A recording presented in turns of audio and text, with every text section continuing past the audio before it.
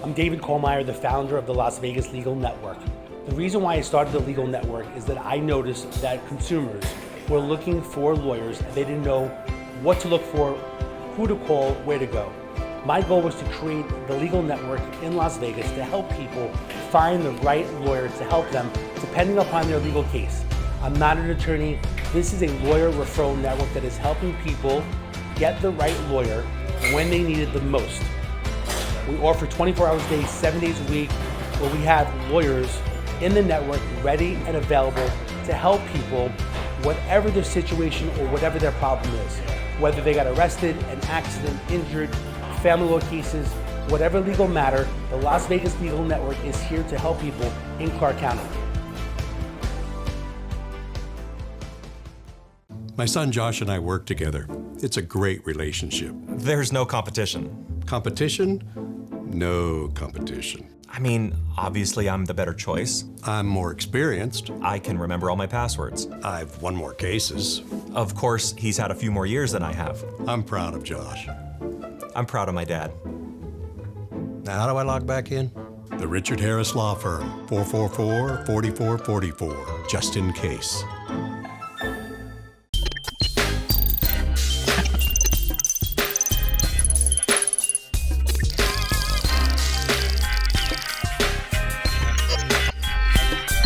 And the other person could have, let's say, a red mark or a scratch.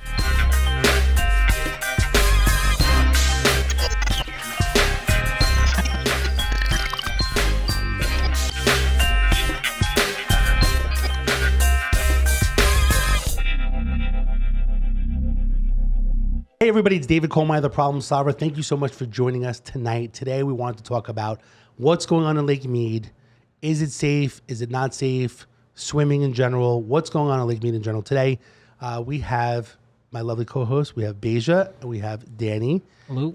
And Thank you. We also have a special guest. We also have John Pearson, who is a scuba diving expert and studied marine biology. Thanks so much, John, for joining us today. My pleasure. Thank you, Thank you, John. My pleasure. Yes. Yep. So here's the situation. I wanted to know what's going on a little bit because it's been on the news that they've uncovered a barrel that had a deceased person, and it's kind of like crazy news in general. And I wanted to talk about it today because everyone's talking about it in general. Tell me, Danny, I know you did a little research. Tell us what your police background and experience. I know you did some research. Tell us what took place. Okay, there was a family out there. I don't know if they were skiing, fishing, whatever. They see the barrel. Of course, you see a barrel sitting in the mud by the lake, you're going to go up and look at it. They go up and look at it, and obviously there's bones in the barrel. You could see, like, what I could see is an arm bone, a leg bone, something like that. You could see the bone there in the barrel. They call police. Police come. Now, what they're saying is it's either from the 70s or 80s based on the clothing that the deceased was wearing at the time. And so we're going to have to see what happens from there and see if there's any other barrels in there. So it's been there for a long period of time. It is kind of crazy what's going on in regards to the water, going down because of the whole Lake Mead situation with the water. And I'm not really that big into like what's taking place. I think there was an agreement with Arizona. There were, for a certain amount of years that things were supposed to be lowering. There's a reason why it's lowering in general, but I guess they're saying that it can go down another 10, 15 feet in general. John, what are your thoughts in regards to this situation with the water lowering and them locating a barrel with a deceased person? Well, they said as of last year, 2021, that it was down to 15% of its capacity. Wow. The lake. Wow. So that's nothing compared to the fact that it's one of the largest reservoirs in the United States. Right. So what's going to be uncovered? Well, if you could drain every lake, something's going to be uncovered. Definitely. Is it going to be, curious and possibly have to do with a crime? Maybe. I never thought that the lake was a favorite place for that kind of dumping, I guess. Right. It was always the desert, but now we have a new place to investigate.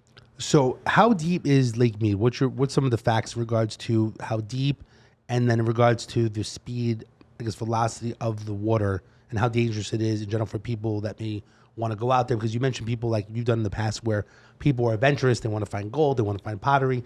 What's your thoughts in regards to the safety situation? Because we did hear that people may want to go out and try to look for these things out there. Lake Mead is a huge body of water. There's 3 deep basins, so you have depth there, you have colder water, and then there's areas where the passage, the channel, if you will, narrows, and the velocity picks up. just south of Willow Beach, it gets up to 16 miles per hour. So if you don't know what you're doing in the water, that can kind of shock you. If you get entangled in something, that can drown you.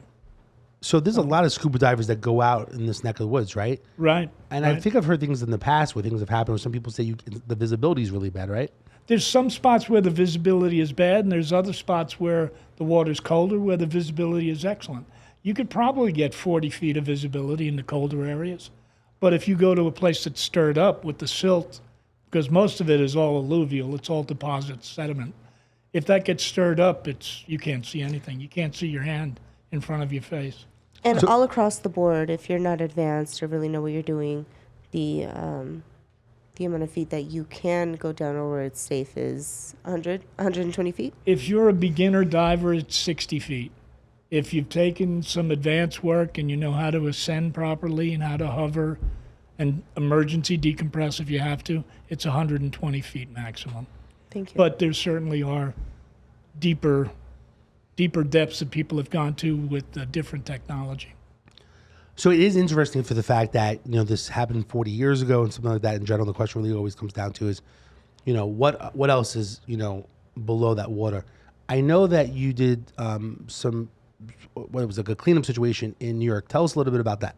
Well, New York City, it's New Yorkers are just out of character or in character, are very opinionated. And they'll always come up with something sensational.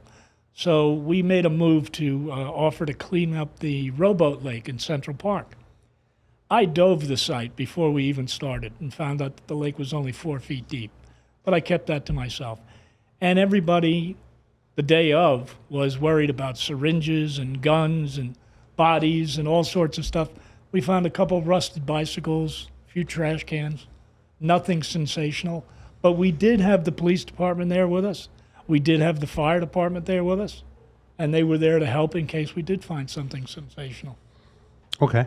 And so not much really came up for that area.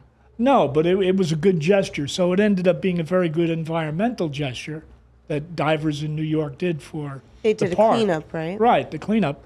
And we would have found, some elements that could be evidence if it was there, but we didn't find any.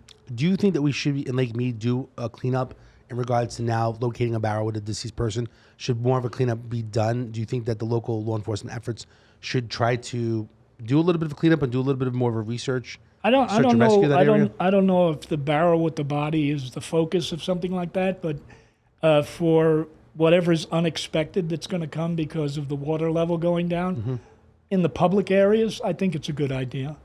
Do a little bit of cleanup, see what else is going on there in general. Sure. Especially because the water levels are being so low in general. Yeah, and it wouldn't be that hard to do. Okay, we're going to take a quick commercial break, and when we come back, we're going to talk about whether it's safe for swimming because the water level is lowering down as well. So I want to make sure it's safe to swim. People know maybe there's certain spots they need to have caution as well. So we'll be back in a quick minute. I taught Josh how to drive. The day he got his learner's permit, I took him right out on the freeway. Yeah, I thought we were going to the school parking lot, but we jump on the freeway. Took him onto the freeway in the fast lane. Look, I know accidents can happen, But it didn't happen because my dad prepared me. I prepared him. That's what I do. Dad always prepared us. He taught us to watch out for the expected and the unexpected because they're both out there. And that's the way it is. That's how we roll. The Richard Harris Law Firm, 444-4444. Stand out from the noise. Podcasting is one of the great wonders to start creating content for your brand. At Sticky Pod Studios, you have a professional studio with audio and video podcasting capabilities to hit every angle of your market. We have in-house editors who are ready to create micro pieces of content from your podcast to post on social media as well. You come in, sit down, and we handle the tech. It's that simple. Visit our website or DM us on Instagram at Sticky Pod Studios. See you soon. That was weird. It happens all the time. Hey, it's David Kohlmeyer. Welcome back to The Problem Solver. Today we're talking about Lake Mead. What's taking place right now? Is it safe to go into the water? And just different issues in regards to the situation of them finding a barrel with a deceased person at Lake Mead within the last few days.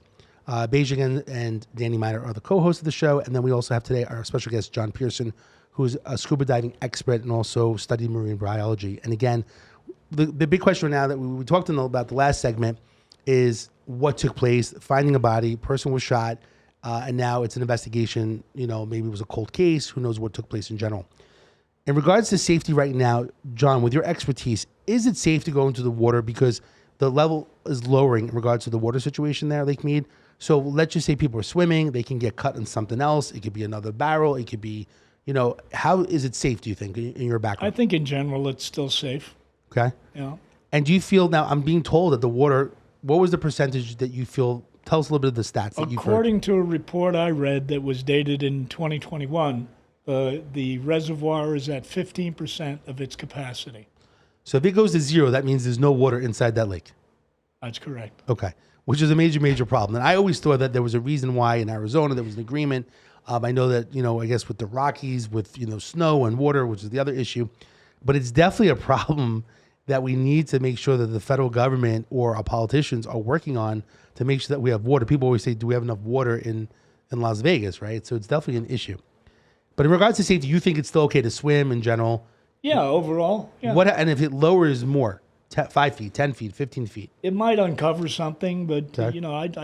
I still think that the beaches in general are safe. Are safe. Okay. So in regards to crime, in general, and with Danny's background, it was a cop for 27 years. What is our opinion in general that they may find another barrel with another person that's deceased from 40, 50 years ago? A lot of people are curious in general whether it's from, back in the day when movie like Casino and different people were out here in Vegas. Danny, what's your thoughts in regards to what's your opinion? Do you think that the next 5 feet, 10 feet, 15 feet, do you think they're going to uncover another barrel? I definitely do, Dave. And like I said, I was a detective for 14 years. I was actually in charge of our detective division. If I was in charge of this, I would have the divers there right now looking for the gun because I believe the gun is probably there too. They probably threw the body, threw the weapon. So I would have my divers there right now. So, yeah, I think we're going to find more. I think as that lake goes lower, we're going to find more. The mob days here in the 70s were crazy. What I hear, I've only been in Vegas 6 years, but heard the 70s was crazy. And, John, what's your thoughts? With your background experience, because you're an avid, are you considered I'm just avid. You're avid. He's avid. I mean, you have a great background in general, which we haven't even gone into. What are your thoughts? Because you're very familiar with firearms in general. You've been here how many years? 21. 21 years. I'm here 20. So I guess my question is, what's your thoughts? You don't think that they'll find another barrel? I mean, just your personal opinion. I mean, it's an up in the we're not going to hold it guess. against you. It does seem to lean towards the fact that this is a place that was used, to drop off bodies. Yeah. Like the desert up on the other side, up on the north end. It's definitely a crazy topic. Beige, what were you saying? I was just going to say, aside from you feeling like you don't want to encourage other scuba divers to try to I just don't find wanna- other barrels, yeah. your personal, honestly, do you feel like I there's just don't something want more? irresponsible divers coming out there Again, that are aside again from all of behaving that- unsafe, But if they organize and train and they're trained up to the right level, Do I don't you see anything believe- wrong with it. Do you believe that there's something more out there? I We're not think telling people to do it, but I'm saying. as big as that body of water is, I'm sure there's something else out there. Yep. Thank you. This is a large amount of water. Like I said, a lot of people are curious in regards to situations. Some people are really into police, movies and Sure. finding things in general like that. And I've heard that there were people that wanted to go out and search in regards to it and look for recovery and so on. It's like bad jokes. There's always some truth to it. So it's like when we watch Casino and everything like that. There's always some truth to it. Oh, yeah. Yeah. So we talked about the water lowering. We talked about, swimming, going out there in general. I think that a lot of people may not want to go to Lake Mead, just knowing that, it's kind of a scary situation. I know there's some different things on social media these days where it's kind of scaring people off to go to Lake Mead. And it was, I mean, you know Lake Mead a little bit better than I do. How close is that to where people swim? Oh, there's a beach there. There's everything there. People swim, they boat. There's the launch. That's probably the most popular one because you don't have to go into the desert so far to launch your boat there. When we're talking about safe, swimming's definitely safe. I'm more worried about people boating there because when the lake starts going down, there'll be some sandbars that you could hit while you're boating. So that's the biggest thing. Swimming's okay. dangerous. If you don't know the lake well while you're boating, you definitely can get hurt. And John, I think you mentioned that there's websites in regards. Tell us a little bit about the websites that people should be using if they're going out for boating or and so on to basically prepare themselves to make sure it's safe. Well, nothing specific, but when I learned that I was going to be on the show as an aquatics commentator, I guess, I went on the web and just looked up a couple of sites. There's plenty of federal agencies that do stuff out there. They have regular announcements as to what diving restrictions there are, where you can dive, what are hazardous dives, like that heavy current one I was talking about down south of Willow. And they're making a good effort to advise people where they can go to be safe. Okay, so if someone's going out to general, whether it's boating or swimming, there's different websites that people can go to just to make sure it's safe in the location. But of course, they need to be aware of their surroundings in general, wherever they go out for swimming. But it is a popular spot. And Danny, didn't they find the second barrel? What's the latest with the second barrel? They did find the second barrel, and News 8 was down there. And yesterday, while they were doing the story on the first barrel, they see the second barrel. It was stuck in the mud. The barrel looked the same as the other barrel, but as of now, there was no body in the barrel. That's what they're saying. Okay, so it'll be interesting. I think actually the next week or two, within 3 weeks, is going to be very interesting, especially in that particular area. And covering everything. And covering to see what's going on in general. And I guess it's interesting. I'm not really sure what agencies may be involved. We're going to come back in a little bit. We'll take a quick commercial break. But when we come back, let's talk about the recovery. You know, what federal agencies should be doing. What should they be wasting the time and money? Some people may say, why waste taxpayers' money to go out and do some type of recovery? Let's talk about the issue when we come back in general, because, you know, I'm concerned and I want to make sure that this doesn't happen in the future. So I think there should be some different crime prevention initiatives in general to take place. You know, what that should be, that's kind of the big topic and discussion. So we'll be back in a quick minute after commercial break. Agreed. You know, a lot of lawyers who advertise here don't even live here. If they say Nevada, they're not from around here. If they think our capital is Las Vegas, they're not from around here. I'm Richard Harris, and I am from Nevada. I grew up here, I went to school here, I raised my family here. No one knows Nevada like we do. If you've been injured, call me, Richard Harris, of the Richard Harris Law Firm, 444-4444, just in case. Looking good and sounding good has never been more simple. At Sticky Pod Studios, we strive to make it as easy as possible to reach your audience. Our state-of-the-art podcasting facility enables you to come in, sit down, and speak to your audience. We handle the tech. It's that simple. Visit our website or DM us on Instagram at Sticky Pod Studios. We'll see you soon. Better shift down because they're hard to miss. Those guys up there on the billboard. There they are again, just around the bend. Those guys up there on the billboard. If you've been injured in an accident with a big truck, call the Richard Harris Law Firm. No one takes on big rigs and gets bigger wins than us. Call 444-4444. Back off the pedal, don't want to have to settle with those guys up there on the billboard.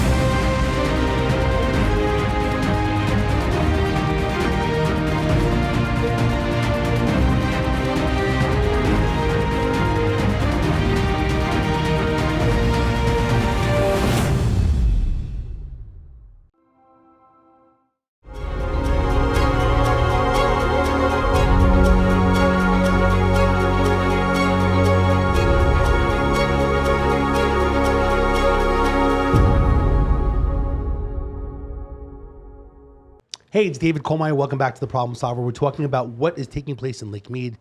We talked about recovering a barrel with a deceased person, and it's an unusual topic in general to discuss because someone passed away, and there's a lot of cases that are cold cases that are out there.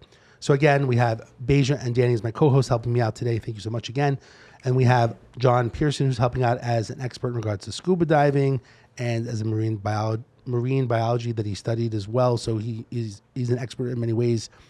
Again, we're talking about this topic, and one of the topics I want to talk about today is the last part of it is recovery and a little bit of a crime prevention initiative. Since I did crime prevention, community policing, my goal is really how do we do crime prevention in this? I mean, it sounds kind of crazy to talk about this in general. Like, how do we prevent murders from taking place? But the biggest thing is, going into Lake Mead, we just talked about before that there's no park ranger in front of Lake Mead like after 6 or 7 p.m. Yes. I mean, shouldn't we have a park ranger?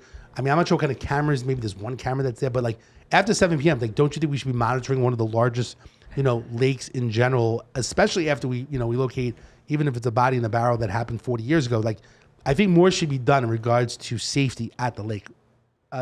Danny, what are your thoughts? Yeah, I was shocked. And we were talking during break. I was shocked that nobody is at that guard shack after 6 or 7 o'clock at night. You could just go right into Lake Mead. I always thought there was somebody there 24/7.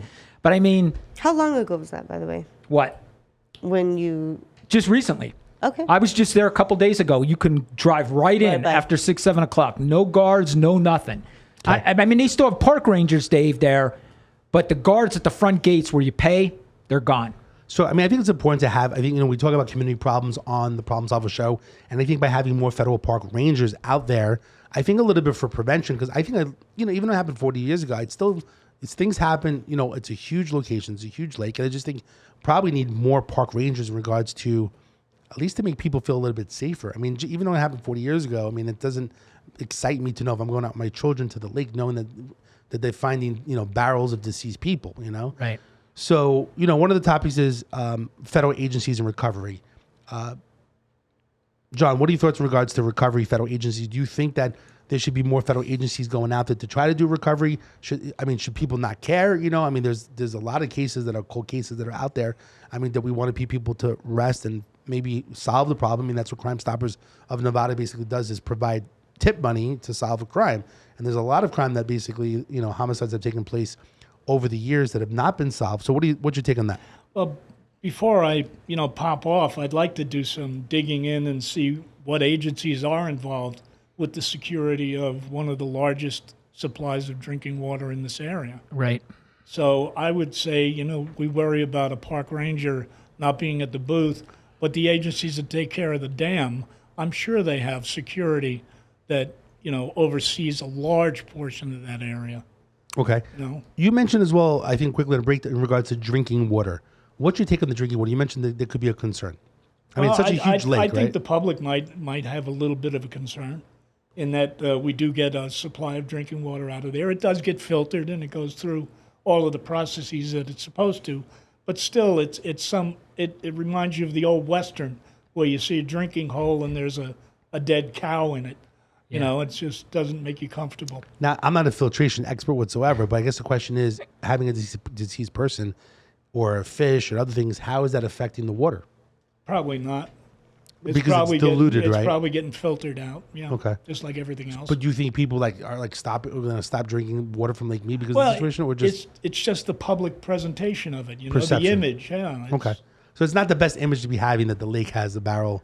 Does this stop tourism? You think that people? I mean, I think it would increase it. I think it would too. So Likewise, I think it would think the same. So why do we think that it'd be an increase in tourism? People are going to want to come and try to Everybody likes investigate, the gangster thing, It's, Yes, people love this They're stuff. curious. I mean, you saw TikTok. I mean, I go on TikTok a lot, and the people are just all talking about this. It's all over TikTok, all over social media. It's kind of like a movie that's coming out now. Like, it's a movie that's real. Yes. Like, we see this in movies, but we never really kind of played out in real life. And now you're seeing this really take place in Las Vegas, and you're thinking of the casino movies and these other movies. So people are like, wow, this is really like legitimate, something happened. If any more barrels, I'm sure there'd be like a Netflix documentary on it. Oh, yeah. I'm sure the flying saucer people are happy about this, because now we have this conspiracy to worry about. Amongst all of the other ones right now. Yes. All right, so my thoughts are in regards to recovery. I think that I don't know what's taking place right now, but I watch the news every single night. I think there should be more recovery efforts because the water's lower, that we should send out more recovery in federal and try to use whether it's sonar or do more, because the water's so low right now that this is the time to do it, not when it's 100 feet high, when it's more difficult. Right. This is the time to really try to spend, not that people want to spend money on doing these things, but I think if any time to do it, to do a little bit of recovery, spend some money in some scuba diving. You mentioned whether it's, police or, it could be retired scuba diving people or experts in the field come out here, and especially in this immediate area, like, you never know, it could have been a little bit of a stomping ground, in general. But there are different spots in different areas, and like I said, you mentioned as well, 532 532 maximum. maximum, maximum in depth. regards to depth. So Right. it's definitely a dangerous situation. What's your thoughts in regards to danger? It depends on what priority there is on this. You Got know, it. the NSA could certainly route a satellite over and take a whole scan of the lake without a problem. So something could be done. All I'm saying is I think a little bit more should be done. I think for crime prevention initiatives, I will share with the public, Crime Stoppers of Nevada does tip money in regards to if you have any tips, even if it's from 40 years ago, they're able to solve a crime. The number is 702-385-5555. That's 702-385-5555 for Crime Stoppers. That's for any particular crime. And the one thing that I wanted to do in regards to the Problem Solver Show is to actually donate money and actually raise a little bit of money to, if any divers, a little bit of a challenge, but not a challenge in a joking way, in order to, for crime prevention purposes, and put some closure to cold cases, is to provide $5,000 as a little bit of a challenge, that if any diver locates another barrel with a deceased person, that we are putting, closure to a case and maybe, identify what exactly happened. But that's specifically for like experienced divers in general. With that being said, specifically for crime prevention to prevent this stuff from happening, because if other people know that there will be searches and recovery efforts, people won't be coming to Lake Mead in the future. And you just don't know. Like I said, if we don't have a federal park ranger in the front, I mean, it's such a large territory. Sure. Something should be done in regards to crime prevention. It's like having a neighborhood watch sign up in a community, trying to say like we're watching out for our neighbors. But I think we should be doing more in, Lake Mead in general. So with that being said, people can go to theproblemsolver.vegas. There's a QR code, information in regards to Crime Stoppers in Nevada, and also the challenge will be on there. If other people want to, do a little bit of challenge, even though they want people to do things safely. But anyway, or if you have a resource and somebody that we can get in contact with for it to be like a community public thing, I think that would be a great idea as well. Awesome. So anyway, I'm David Kohlmeyer, the Problem Solver, every single week, Tuesdays at 6 p.m. Cox Cable, here we are talking about community problems, what we can do to solve it. We're going to try to work on this issue when we're not here on Channel 14. So otherwise, we'll see you next week, and be safe.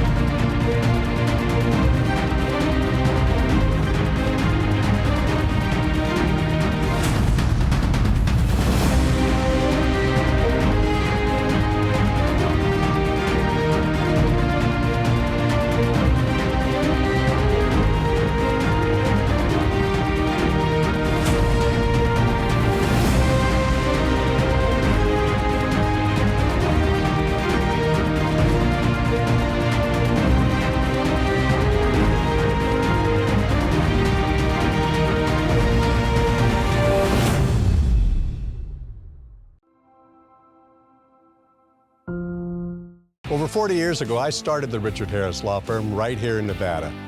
And today we've grown to be the largest personal injury firm in the state. We got there by doing one thing. If there's a win, we're right in the middle of it.